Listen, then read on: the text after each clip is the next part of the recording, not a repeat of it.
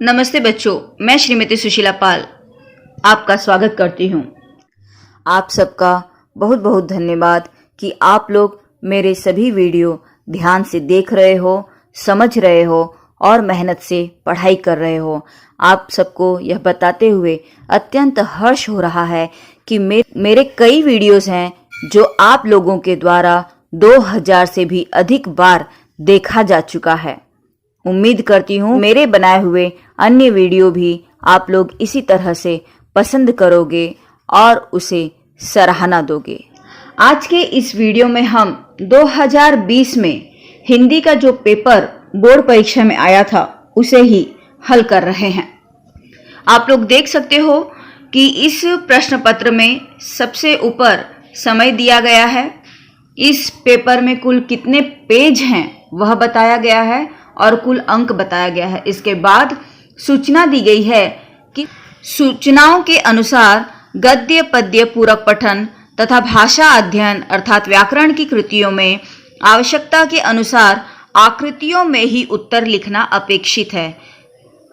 इसका अर्थ यह है कि जो आकृतियां दी गई हैं उन आकृतियों को बनाते हुए ही हमें उसका उत्तर लिखना है। इसके बाद बताया है कि सभी आकृतियों के लिए पेन का ही प्रयोग करना है, यानी जो भी आकृतियां हम बनाएंगे वह पेन से बनाएंगे, पेंसिल से नहीं बनाएंगे। तीसरा है रचना विभाग में पूछे गए प्रश्नों के उत्तर लिखने के लिए आकृतियों की आवश्यकता नहीं है।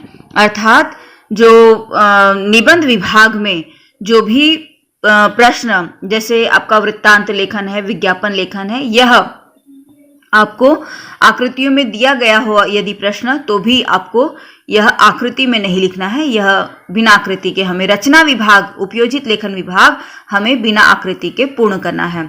और अंतिम सूचना दी गई है कि शुद्ध, स्पष्ट एवं सुवाच्य लेखन अपेक्षित है। अर्थात हमारा जो लेखन कार्य है वह शुद्ध होना चाहिए, स्पष्ट होना चाहिए और अच्छी राइटिंग होनी चाहिए जो पढ़ी जा सके। अब हम देख रहे हैं कि गद्य विभाग 20 अंक का है। इसमें पहले परिच्छेद दिया गया है। निम्नलिखित पठित गद्यांश पढ़कर दी गई सूचनाओं के अनुसार कृतियां कीजिए।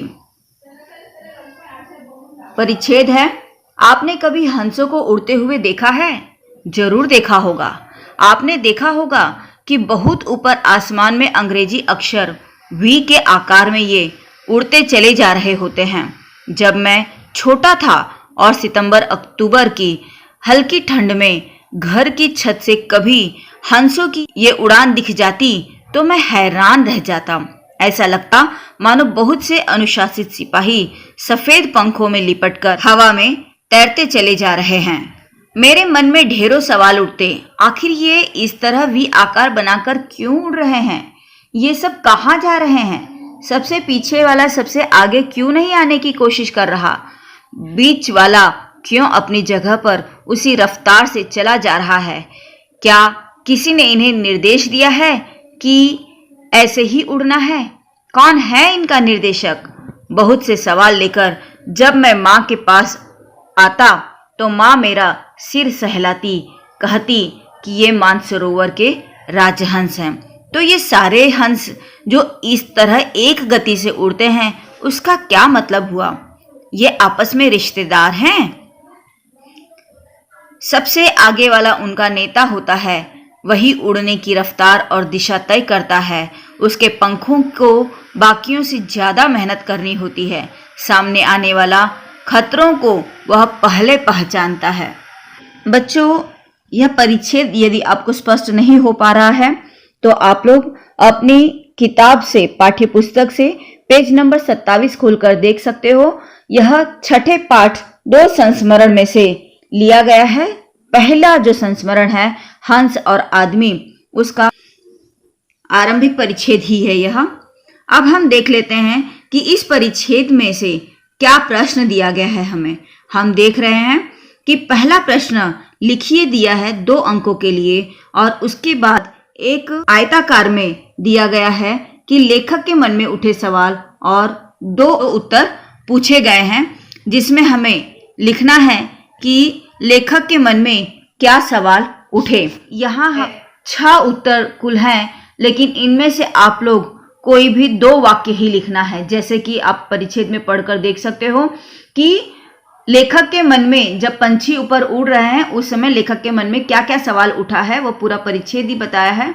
तो हम उसमें से कोई भी 2 वाक्य यहाँ लिखेंगे। अब ये उत्तर हम लिख सकते हैं कि वी आकार बनाकर क्यों उड़ रहे हैं, बीच वाला क्यों अपनी जगह पर उसी रफ्तार से चला जा रहा है, क्या किसी ने इन्हें निर्देश दिया है कि ऐसे ही उड़ना है, या कौन है इनका निर्देशक, या फिर ये सब कहाँ जा रहे हैं, और जैसे मैंने बताया कि सबसे पीछे वाला सबसे आगे क्यों नहीं आने की कोशिश कर रहा है। इस तरह कुल 6 उत्तर हैं। इन 6 वाक्यों में से कोई भी 2 वाक्य आप यहाँ पर लिख सकते हो। तत्पश्चात हमारा अगला प्रश्न है, कृति पूर्ण कीजिए। यह भी 2 अंकों का है और यहाँ पर पहले बीच में एक आकृति में हंसो दिया है और बाकी चारों तरफ 4 आकृतियां दी हैं और पूछा गया है हंसों के उड़ते चले जाने का आकार, तो यहाँ हम लिखेंगे वी आकार। फिर दूसरा है हंसों का रंग, वहाँ हम सफेद लिखेंगे। हंसों की रफ्तार की दिशा तय करने वाला, वहाँ हम नेता लिखेंगे। और हंसों के उड़ने की जगह, यहाँ हम आसमान लिखेंगे। इसके बाद अगला प्रश्न है, सहकारिता ही जीवन है विषय पर 30 से 40 शब्दों में अपने विचार लिखिए।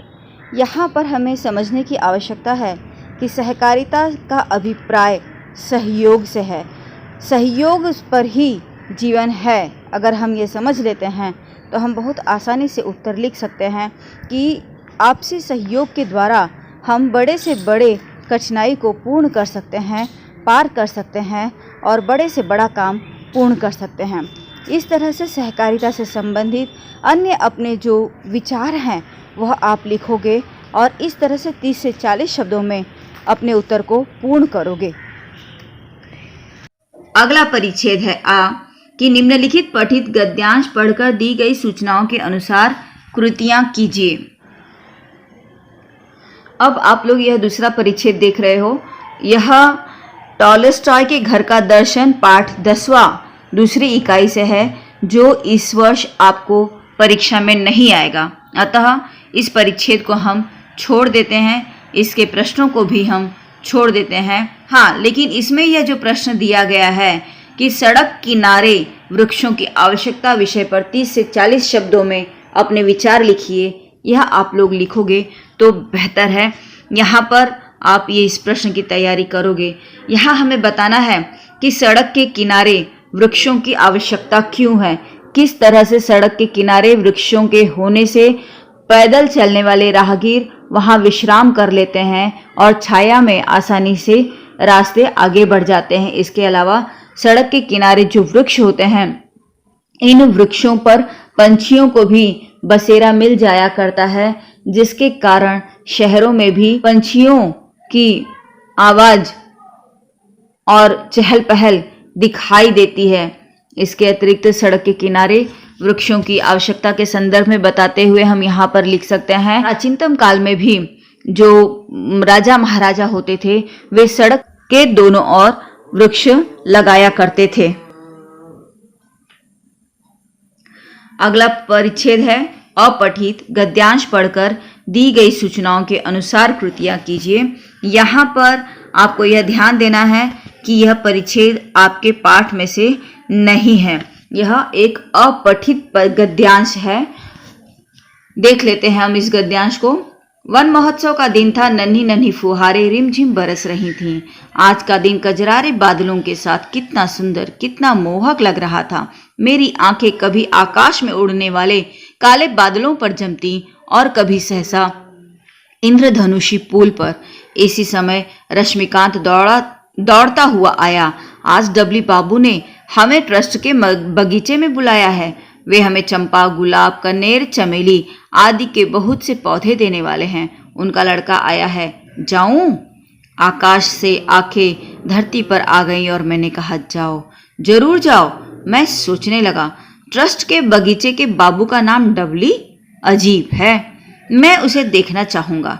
दूसरे ही क्षण मैंने रश्मिकांत से कहा, और देखो, लौटते वक्त डबली बाबू से कहना कि आपको पिताजी ने बुलाया है, भूलना मत।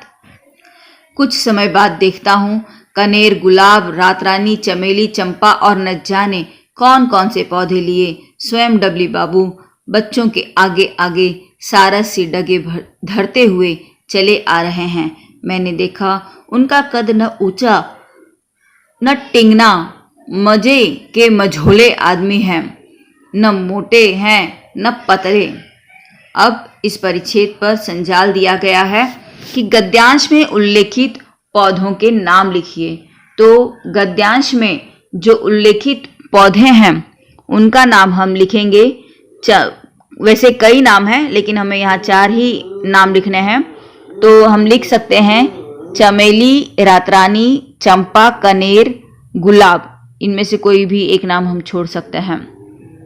इसके बाद है निम्नलिखित वाक्य गद्यांश के आधार पर उचित क्रम में लिखिए। ध्यान देना है बच्चों, यहाँ पर यह 4 वाक्य दिए हैं। हमें ध्यान देना है कि यह 4 वाक्य परिच्छेद में कब कब आए हैं और परिच्छेद में जिस क्रमानुसार यह वाक्य आए हैं हमें उसी क्रम में उत्तर रूप में इसे लिखना है, तब यह 2 नंबर हमारे होंगे। प्रश्न देख सकते हो आप लोग कि मजे के मझोले आदमी हैं। दूसरा, उनका लड़का आया है। तीसरा, डबली बाबू बच्चों के आगे आगे सारस सी डगे धरते हुए चले आ रहे हैं। और चौथा, रश्मिकांत दौड़ता हुआ आया। यहाँ पर हमें इसे सही उत्तर क्रम में ही, परीक्षा में हमें प्रश्न लिखना ही नहीं है, ये सीधे हम उत्तर लिखेंगे और उत्तर रूप में इसे लिखेंगे। और सबसे पहला कथन हम लिखेंगे कि रश्मिकांत दौड़ता हुआ आया। दूसरा, उनका लड़का आया है। तीसरा, डबली बाबू बच्चों के आगे आगे सारस सी डगे धरते हुए चले आ रहे हैं। और चौथा हम लिखेंगे कि मजे के मझोले आदमी हैं। और इस तरह जब हम चारों वाक्य को परिच्छेद में आए क्रमानुसार लिख देते हैं तो हमें 2 नंबर पूरे मिल जाते हैं। अगला प्रश्न है, वन महोत्सव का महत्व विषय पर 25 से 30 शब्दों में अपने विचार लिखिए।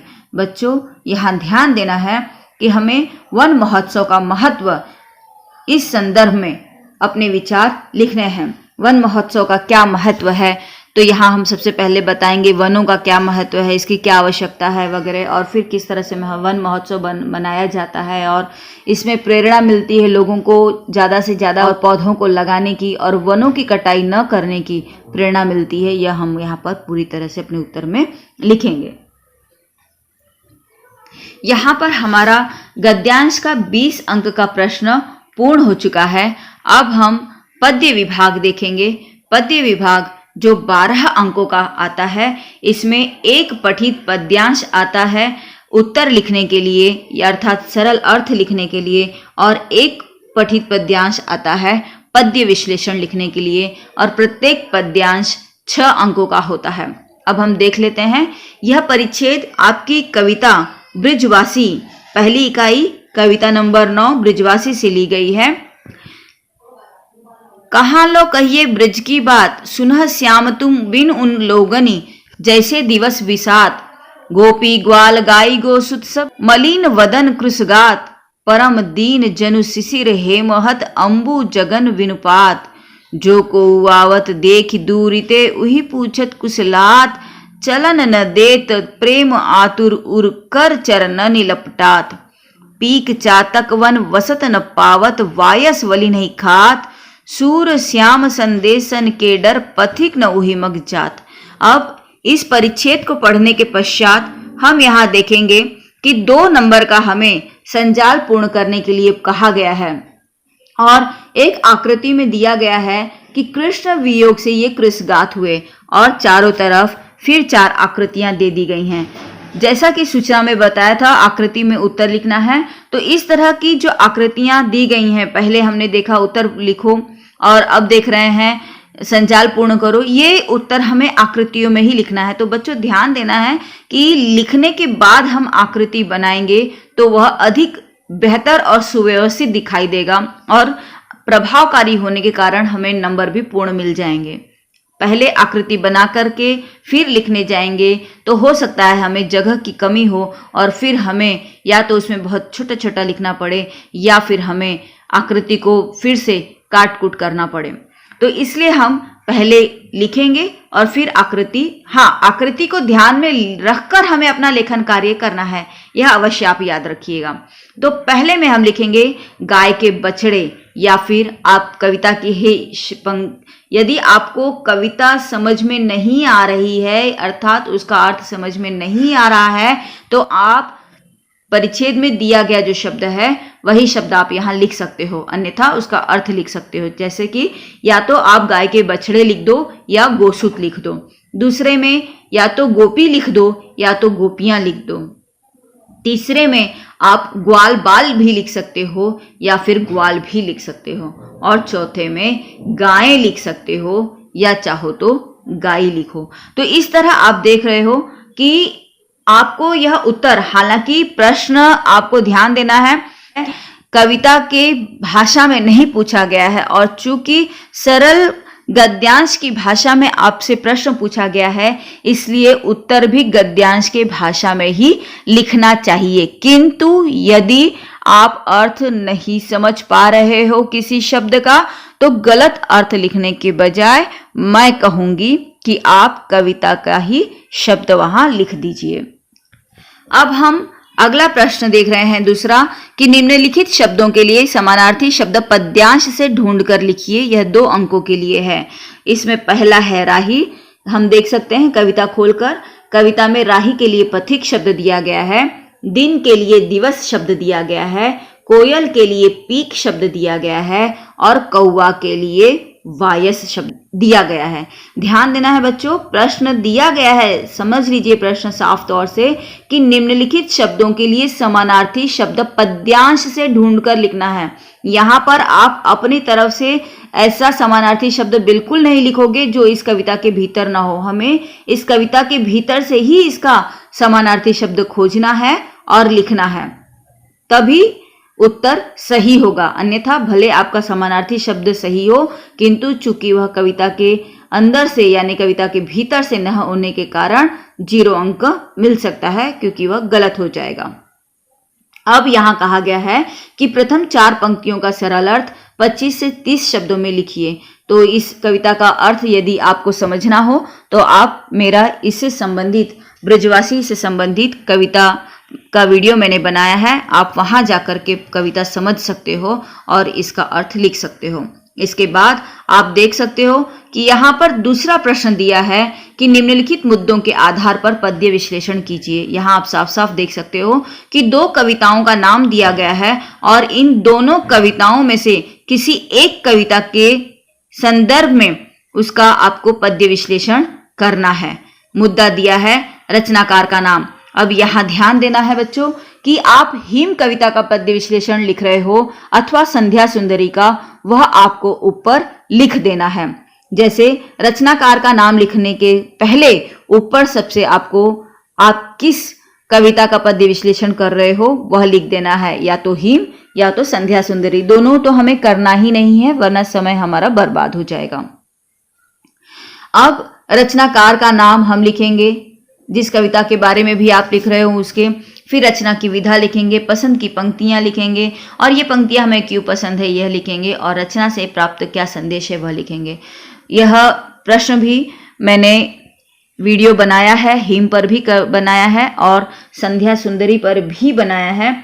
ध्यान दीजिएगा बच्चों, यह हिम और संध्या सुंदरी दोनों जो कविताएं हैं इस वर्ष आपको नहीं है, लेकिन इसके अतिरिक्त अन्य कविताओं का पद्य विश्लेषण आप देख सकते हो। तत्संबंधित वीडियो मैंने बनाया है, अर्थात अन्य कविताएं जैसे उड़चल, हारिल, मेरी स्मृति और ब्रजवासी, बटोहिया, अकथ कथ्यो न जाई, चलो हम दीप जलाएं, इन सभी कविताओं का वीडियो मैंने बनाया है जिसमें पद्य विश्लेषण आप लोगों को समझाया है। आप वहां जाकर देख सकते हो और इस प्रश्न को बेहतर तरीके से समझकर तैयार कर सकते हो। यहाँ पर भी आपको 6 में से 5.5 अंक पूरे मिल सकते हैं यदि आपकी तैयारी बेहतर तरीके से होगी और आपका लेखन कार्य प्रभावकारी होगा। तो अब हम अगला प्रश्न देख लेते हैं जो है विभाग 3 से पूरक पठन 8 अंकों का। यहाँ हम बार बार अपने वीडियो में मैंने आपको बताया है कि पूरक पठन में एक गद्य विभाग आता है 4 अंकों का और एक पद्य विभाग आता है 4 अंकों का। यहाँ हम देख रहे हैं कि यह जो पहला विभाग है वह गद्यांश से लिया गया है और यह गद्यांश बातचीत पूरक पठन से लिया गया है, जो 8वां पाठ है आपकी दूसरी इकाई का। वहां से आप लोग देख सकते हो। यदि यहाँ समझ में न आ रहा हो तो वैसे मैं इस परिच्छेद को पढ़ देती हूँ। प्रश्न सबसे पहले दिया है कि निम्नलिखित गद्यांश पढ़कर दी गई सूचनाओं के अनुसार कृतियां कीजिए। अब यहाँ पर दुर्गा प्रसाद नौटियाल जी और शिवानी जी के बीच की वार्ता है कि शिवानी जी, आपके बहुत पाठक आपका असली नाम नहीं जानते हैं। आपका असली नाम क्या है और आपने साहित्यिक उपनाम कब और क्यों रखा? शिवानी: मेरा नाम वैसे गौरा है। मैंने धर्मयुग में 1951 में एक छोटी कहानी मैं मुर्गा हूँ लिखी थी, उसमें शिवानी नाम दिया था। मुझे शांति निकेतन में गुरुदेव रविन्द्रनाथ ठाकुर के सानिध्य में 9 वर्ष तक शिक्षा प्राप्त करने का सौभाग्य मिला है। बांग्ला में गौरा नाम तो लड़कों की एक पत्रिका थी, सोनार बांग्ला, उसमें भी मैंने मारीचिका नामक एक कहानी लिखी थी, उसमें भी गौरा नाम ही छपा था। गौरा नाम छोड़कर साहित्यिक नाम शिवानी रखने के पीछे कोई विशेष कारण नहीं है।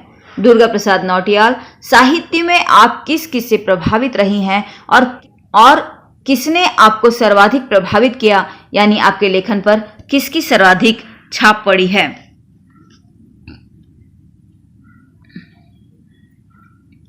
परिच्छेद पूरा हो चुका है। अब इस पर आधारित प्रश्न है। पहला प्रश्न है, कृति पूर्ण कीजिए 2 अंकों के लिए।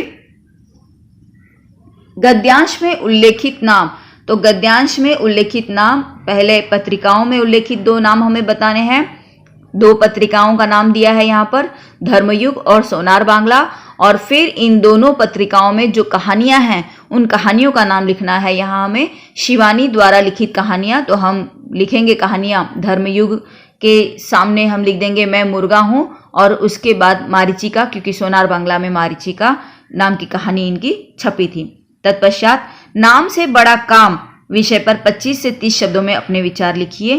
तो यहाँ पर हमें यह स्पष्ट करते हुए लिखना है कि नाम से बड़ा काम किस तरह से होता है, किस तरह से नाम जो है वह इंसान का काम से योग्य ठहरता है और काम के अनुसार लोगों का नाम अमर हो जाता है। ऐसी कुछ घटनाओं, कुछ व्यक्तियों का नाम लिखते हुए हम इस उत्तर को जब लिखेंगे तो हमें 2 में से 1.5 अंक पूर्ण मिल जाएंगे। इसके बाद है अगला प्रश्न, निम्नलिखित पठित। बच्चों, आप मुझे ये मत कहिए कि टीचर आप इन प्रश्नों का उत्तर बताइए, क्योंकि यह मत अभिव्यक्ति से संबंधित प्रश्न है। वैसे पाठ समझाते समय मैंने आप लोगों को इतना विश्लेषित कर दिया है कि आप लोग यदि पाठ को अच्छी तरह से देखते हो, पूरा वीडियो आप देखते हो, पाठ को अच्छी तरह समझ जाते हो, तो किसी भी तरह के प्रश्न पूछ लिए जाएं, आप लोग सहूलियत से उनके उत्तर लिख लोगे। अब हम अगला प्रश्न देखेंगे। निम्नलिखित पठित पद्यांश पढ़कर दी गई सूचनाओं के अनुसार कृतियां कीजिए। यह हमारा पूरक पठन से कविता है। देख सकते हैं अब हम इस कविता को।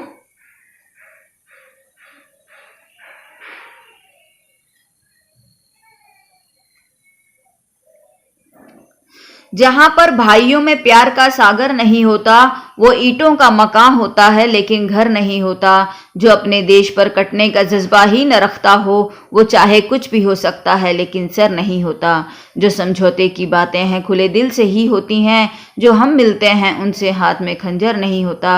हकीकत और होती है, नजर कुछ और आता है।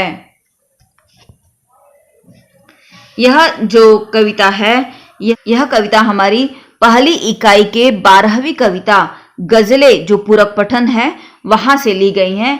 अब यहाँ पर प्रश्न है, उचित मिलान कीजिए, अर्थात जोड़ियां मिलाइए। 2 अंकों के लिए है। भाइयों में प्यार न होना, समझौते की बातें, देश पर कटने का जज्बा न रखना, और हम उनसे मिलते हैं उनसे। बच्चों, यहाँ ध्यान देना है, हमें प्रश्न बिल्कुल नहीं लिखना है, अर्थात हम अ वाला भाग जो है वह लिखेंगे, लेकिन आ वाला भाग बिल्कुल नहीं लिखेंगे। आ वाले भाग में हम सीधे अपना उत्तर लिखेंगे कि भाइयों में प्यार का ना होना, उत्तर उसके सामने लिखेंगे ईंटों का मकान। दूसरा है समझौते की बातें, उसके सामने हम लिखेंगे खुले दिल से। देश पर कटने का जज्बा न रखना, सामने हम लिखेंगे सर न होना, और हम उनसे मिलते हैं उनसे हाथ में खंजर न होना। तो इस तरह से हम सामने सामने उत्तर सीधे लिखेंगे, प्रश्न वाला आ विभाग हम बिल्कुल नहीं लिखेंगे। इसके बाद प्रश्न है, आपसी प्यार लाए खुशियों की बहार विषय पर 25 से 30 शब्दों में अपने विचार लिखिए। इसके लिए आप लोग वीडियो देखिए और इस कविता को बेहतर तरीके से समझ लीजिए, तब आप यह उत्तर लिख सकेंगे। इसके बाद है बच्चों भाषा अध्ययन अर्थात व्याकरण, जो 14 अंकों के लिए आपसे पूछा जाता है। अब आपको यहाँ पर ध्यान देना है, एक एक प्रश्न बहुत संभाल कर ध्यान से पढ़ते हुए यदि आप करते हो और कुछ पेपर सॉल्व कर लेते हो तो आपको आदत हो जाएगी और बहुत ज़्यादा यह जो मुख्य प्रश्न है उसे बहुत ज़्यादा पढ़ने की आवश्यकता नहीं होगी। कहने का अभिप्राय है कि इसे पढ़ते ही आप तुरंत समझ जाओगे। इस प्रश्नों को समझने में समय नहीं खर्च करना होगा। पहला प्रश्न है, निम्नलिखित में से किसी एक अव्यय का अर्थपूर्ण वाक्य में प्रयोग कीजिए। यहाँ आप लोग देख रहे हो कि दो अव्यय शब्द दिया गया है, तब तक और वाहरे। तो इन दोनों अव्यय शब्दों का प्रयोग करके आपको अपना वाक्य बनाना है। जैसे कि हम यहाँ लिख सकते हैं कि वह तब तक नहीं आया जब तक उसे उसका इनाम नहीं मिल गया, या अन्य कोई भी वाक्य आप अपनी तरफ से बना सकते हो। दूसरा, वाह रे पे हम वाक्य बना सकते हैं कि वाह रे यह तो बहुत सुंदर है, या आप अपने, यह मैंने आपको एक उदाहरण के तौर पर बताया है, आप अपनी तरफ से कोई भी वाक्य यहां पर बना सकते हो। तत्पश्चात कृति पूर्ण कीजिए। यहां पर निश्चल शब्द दिया है, संधि विच्छेद करना है और उस संधि का भेद आपको बताना है। तो निश्चल का संधि विच्छेद होगा निह धन चल। निह यहां विसर्ग के साथ है और इसीलिए यह विसर्ग संधि है। बच्चों ध्यान दीजिए, अव्यय, संधि, इन सभी व्याकरण के विषयों पर भी मैंने वीडियो बनाया है। आप सभी व्याकरण का वीडियो देख सकते हो और इन समस्त तथ्यों को समझ सकते हो और उसके बाद दोबारा अपने आप से इस प्रश्न पेपर को हल कर सकते हो। अगला प्रश्न है, सामासिक शब्द का विग्रह तथा समास प्रकार लिखिए।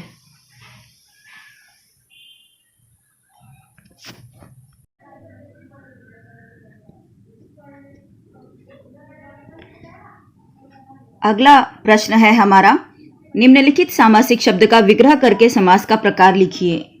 शब्द है चिड़ियाघर और इसका समास विग्रह होगा चिड़िया के लिए घर, और इसका प्रकार होगा तत्पुरुष समास। कैसे समझने के लिए आप लोग समास का वीडियो देखिएगा। अब हम चौथा प्रश्न देखते हैं, निम्नलिखित अलंकार पहचान कर उसका प्रकार और उपप्रकार लिखिए।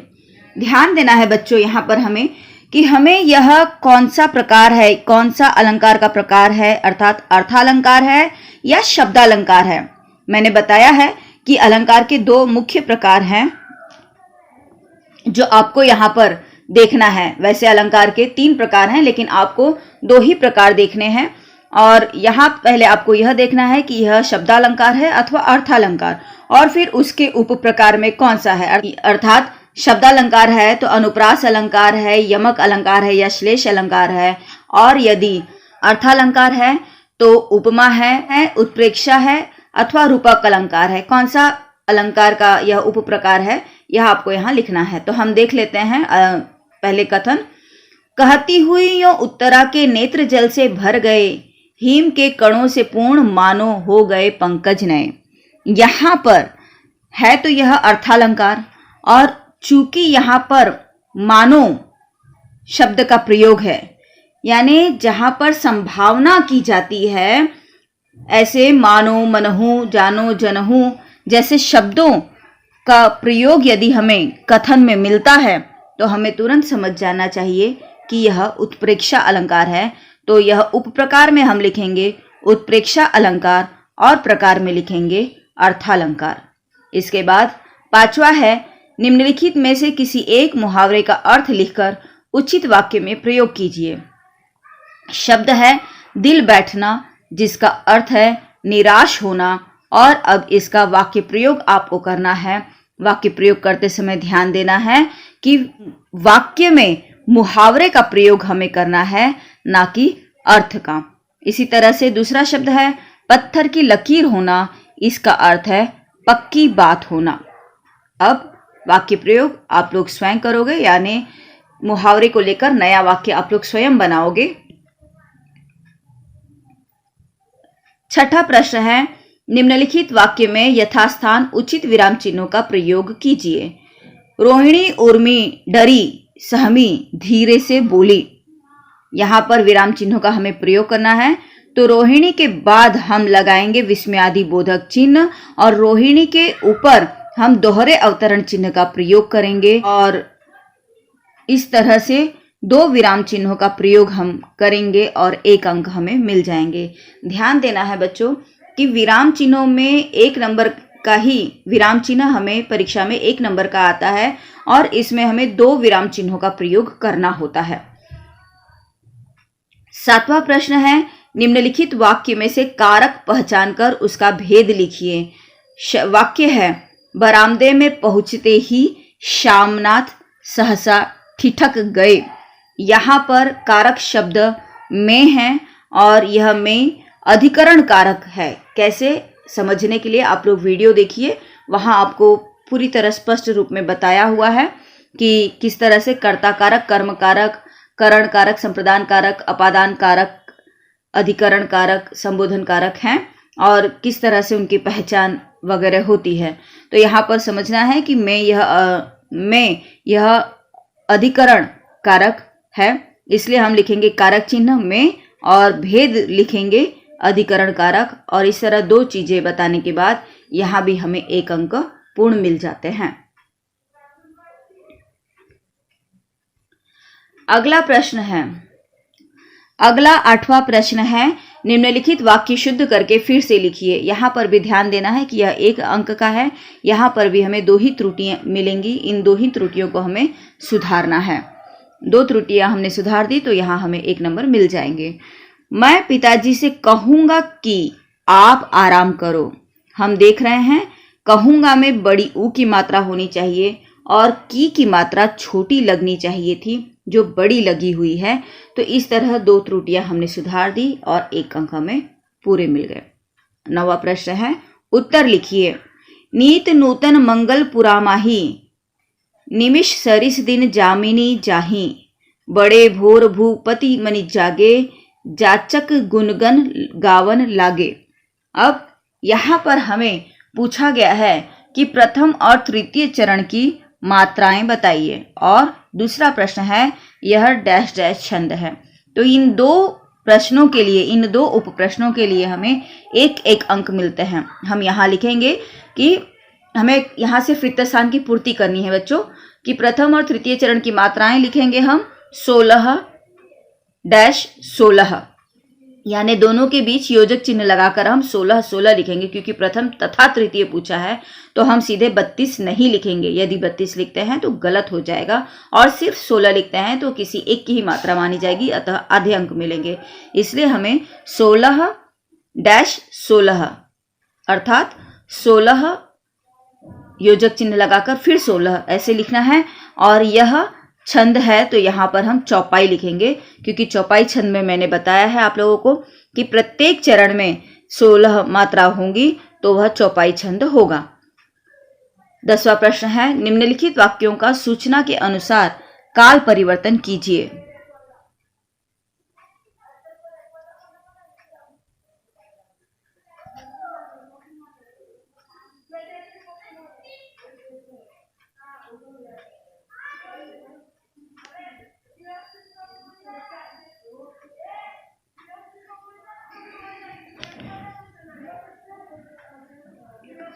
दसवां प्रश्न है निम्नलिखित वाक्यों का सूचना के अनुसार काल परिवर्तन कीजिए। यह 2 अंकों का है। हम देख रहे हैं कि यहाँ पर 2 वाक्य दिया है, 2 वाक्यों में कोष्टक में कुछ दिया गया है, यानी सूचना दी गई है। उस दी गई सूचना के अनुसार हमें वाक्य परिवर्तन करना है। बच्चों ध्यान दीजिएगा, प्रश्न है आवाज अवरुद्ध होती है, इसका सामान्य भूतकाल होगा आवाज अवरुद्ध हुई। और बस्ती के लिए यह तूफान प्रलय बनकर आया था, इसका अपूर्ण वर्तमान काल होगा कि बस्ती के लिए यह तूफान प्रलय बनकर आ रहा है। 11वां है वाक्य भेद तथा परिवर्तन, अर्थात यहां पर हमें वाक्य भेद तथा परिवर्तन, यहां हमें 2 प्रश्न दिया गया है। पहले में हमें रचना के अनुसार वाक्य दिया गया है जिसका भेद पहचान कर हमें लिखना है, और दूसरा जो प्रश्न है वहां पर सूचना के अनुसार हमें वाक्य का परिवर्तन करना है। तो पहला हम देख लेते हैं रचना के अनुसार वाला कि प्रश्न है निम्नलिखित वाक्य का रचना के आधार पर भेद पहचान कर लिखिए। प्रश्न है मुझे खुशी है कि आप इन दिनों फ्लॉबेर के पत्र पढ़ रहे हैं। यहाँ हम देखेंगे कि यह मिश्र वाक्य है, चूंकि यहाँ पर खुशी है कि एक मुख्य वाक्य है और दूसरा आश्रित उपवाक्य है, अतः यहाँ पर यह मिश्र वाक्य है। दूसरा प्रश्न है निम्नलिखित वाक्य का अर्थ के आधार पर दी गई सूचना अनुसार परिवर्तन कीजिए। तुमने तो आज रंग ला दिया, इसे आज्ञार्थक वाक्य में बदलना है, तो इसका उत्तर आएगा तुम तो आज रंग ला दो या तुम तो आज रंग लाओ, यह आज्ञार्थक रूप में हो गया। इसके बाद अगला प्रश्न है रचना विभाग अर्थात उपयोजित लेखन पर आधारित 26 अंक के लिए, जिसमें हमें कहा गया है कि आवश्यकता अनुसार परिच्छेद में लेखन अपेक्षित है। यानी यहाँ सब चीज पत्र लेखन है या वृत्तांत लेखन है या कहानी लेखन है या निबंध लेखन है, जो भी विधाएं हैं उन सबको अलग अलग परिच्छेदों में बांटते हुए लिखना है। प्रश्न है सूचनाओं के अनुसार लिखिए 26 अंक के लिए।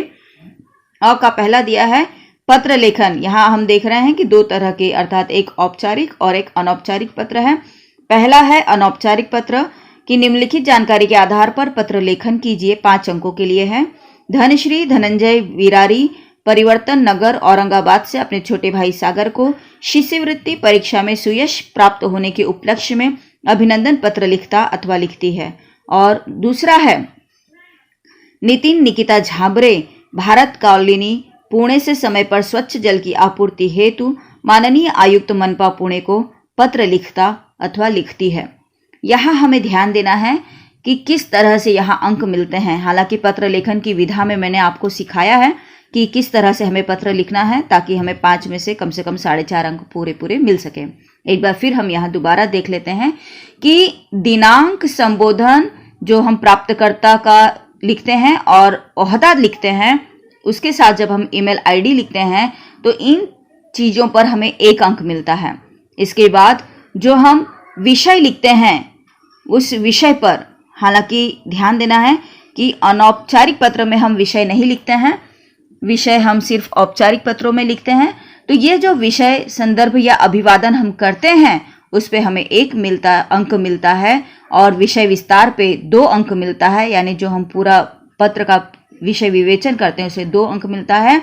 और पत्र के अंत में जब हम प्रेषक के हस्ताक्षर, स्वनिर्देश, नाम और ईमेल आईडी लिखते हैं प्रेषक का, तब वहां पर फिर हमें 1 अंक मिलता है। इसके बाद है दूसरा प्रश्न गद्य आकलन। गद्य आकलन प्रश्न निर्मिति 4 अंक। यहाँ पर हमें 4 ऐसे प्रश्न बनाने होते हैं जिनका उत्तर 1 वाक्य में हो। यह प्रश्न हम 1 शब्दों वाला नहीं बनाते हैं। तो ये प्रश्न निर्मिति कैसे की जाती है यह भी वीडियो मैंने बनाया है, वहां आप लोग जाकर के बेहतर तरीके से समझ सकते हो।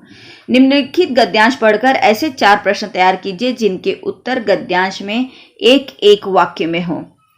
परिच्छेद है गांधी जी को अति निकट से देखने का सौभाग्य प्रथम बार मगनवाड़ी में प्राप्त हुआ। संतरों के बागों से युक्त विशाल अहाते में यह एक अच्छा बंगला था। इसकी लागत लगभग 2 लाख रुपए थी। स्वर्गीय जमनालाल बजाज ने इसे गांधी जी को सौंप दिया था। तब इसी में रहकर गांधी जी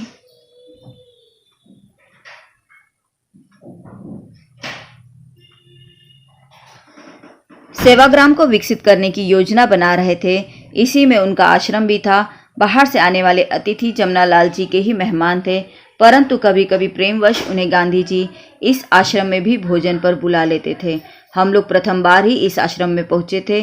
कदाचित इसीलिए गांधी जी ने हम लोगों को भी अपने रसोई में भोजन करने के लिए कहा। हम तैयार हो गए।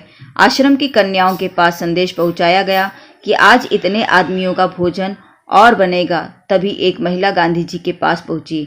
उनके कान में उसने धीरे से कहा, आटा नहीं है। अब यह परिच्छेद आप लोग स्वयं ध्यान से पढ़िए और इस पर 4 प्रश्न ऐसे बनाइए जिसके उत्तर एक वाक्य में हों। उत्तर हमें नहीं लिखना है बच्चों, यहाँ पर हमें सिर्फ प्रश्न ही लिखना है। अगला आ है वृत्तांत लेखन 5 अंकों के लिए। माधव हिंदी विद्यालय रायगढ़ में मनाए गए बालिका दिवस समारोह का 70 से 80 शब्दों में वृत्तांत लिखिए। वृत्तांत में स्थल, काल, घटना का उल्लेख होना अनिवार्य है। या फिर ध्यान दीजिए, या तो वृत्तांत लिखिए या तो कहानी लिखिए। यहाँ पर आप लोगों को पर्याय बहुत ही कम प्रश्नों में मिल रहे हैं, तो वृत्तांत और कहानी में आपको पर्याय मिल रहा है कि आप चाहे वृत्तांत लिखिए या फिर कहानी लेखन कीजिए। पर अपनी इच्छा अनुसार जो आपका अच्छा से तैयार है वह आप लिख सकते हो।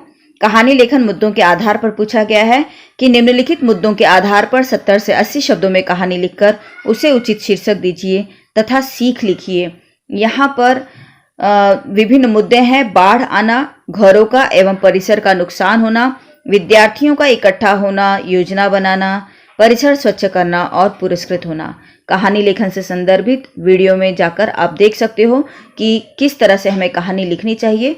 फिलहाल यहाँ मैं आपको बता दूं कि शीर्षक पर 1 अंक मिलता है और जब हमारी भाषा और विषय प्रभावी और प्रवाही होती है तब हमें 2 अंक मिलता है और मुहावरेदार तथा रोचक और शुद्ध भाषा शैली पर हमें 1 अंक मिलता है और सीख लिखने पर 1 अंक मिलता है। कहानी लेखन में यदि सीख पूछा न गया हो तब भी हमें लिखना ही चाहिए, वहां पर हमें 1 अंक मिलते हैं। अगला है विज्ञापन लेखन। प्रश्न है, निम्नलिखित जानकारी के आधार पर 50 से 60 शब्दों में विज्ञापन तैयार कीजिए। यहाँ पर हम देख रहे हैं कि विभिन्न आकृतियों में मुद्दे दिए गए हैं, किंतु आरंभ में सूचना में ही बताया है कि रचना विभाग में दी गई आकृति के अनुसार उत्तर लिखना अपेक्षित नहीं है और वैसे भी हम इसे नहीं लिख सकते उस तरह से दी गई आकृति के अनुसार।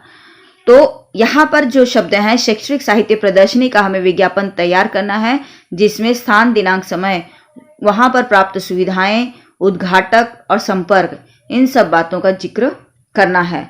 यहाँ पर हमें ध्यान देना है कि जब हमारी विषय के अनुरूप अभिव्यक्ति होगी तो हमें 2 अंक मिलेंगे, भाषा रोचक, सहज और प्रभावी होगी तब 2 अंक मिलेंगे और 1 अंक हमारा विषयानुरूप समापन पर है, यानी जो हम विज्ञापन विषय के अनुरूप ही उसका अंत करते हैं वहां हमें 1 अंक मिलता है।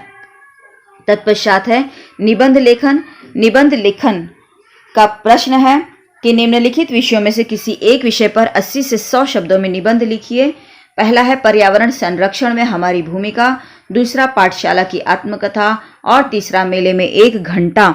यहाँ निबंध लेखन में हमें ध्यान देना है कि आरंभ जो होता है, हमारा जो प्रस्तावना होती है वह आकर्षक होनी चाहिए। वहां प्रस्तावना पर ही हमें 1 अंक मिल जाते हैं। जब हम विषय के अनुरूप उसका विस्तार करते हैं तब हमें 2 अंक मिलते हैं और उस विषय विस्तार में जब हम मुहावरेदार और रोचक भाषा शैली का प्रयोग करते हैं तब 2 अंक मिलते हैं और जो हम उपसंहार लिखते हैं यानी निबंध का समापन करते हैं वहां पर हमें 2 अंक मिलते हैं। इस तरह से 6 अंक हमें मिल सकते हैं यदि हमने अपना निबंध लेखन व्यवस्थित किया तो। उम्मीद है बच्चों हिंदी का यह प्रश्न पेपर देखकर अब आप लोग समझ चुके हो कि हिंदी का पेपर किस तरह से आता है और आपको उसे किस तरह से हल करना है। उम्मीद है यह वीडियो आपकी समझ में आया है, पसंद आया है। पसंद आया है तो लाइक कीजिए, कमेंट कीजिए और अपने मित्रों को शेयर कीजिए। अब तक चैनल को सब्सक्राइब नहीं किया है तो सब्सक्राइब कीजिए। धन्यवाद।